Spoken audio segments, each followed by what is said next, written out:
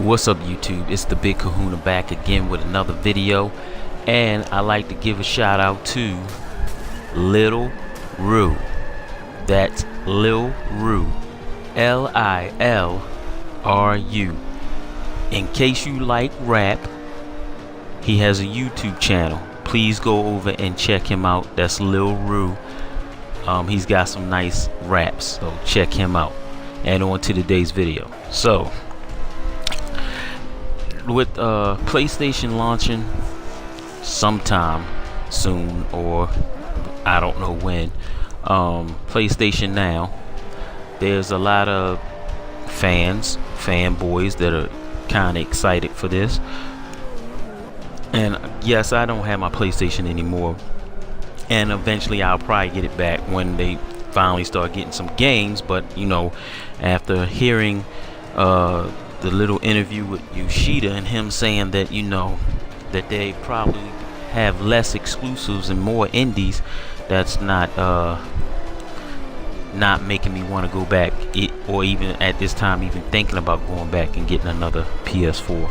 But other than that, with the PlayStation Now that's coming out, does anybody see that they really have two ways that they rent games? I don't know if anybody's noticed this.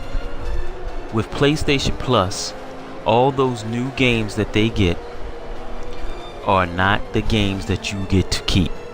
You get to keep them as long as you keep paying, either depending on how you're paying for it, either monthly or yearly. And that's the only way you get to keep those games. Other than that, those games are rentals. Because once that service is cut off, or you're no longer paying for that service, you can't access those games. So that is one rental service.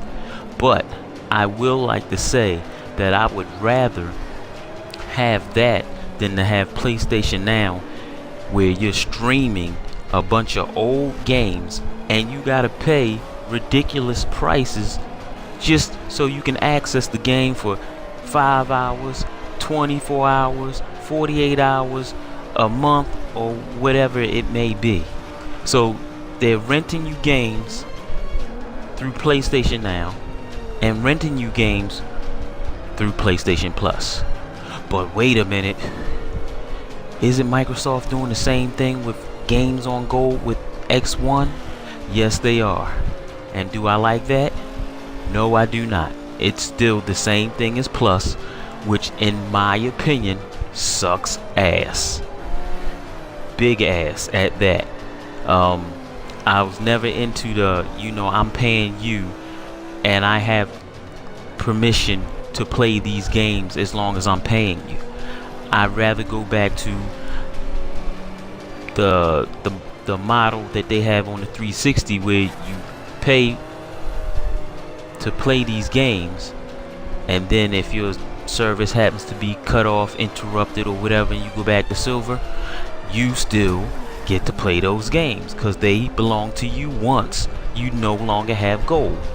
So once again, the PlayStation Now is a rental service.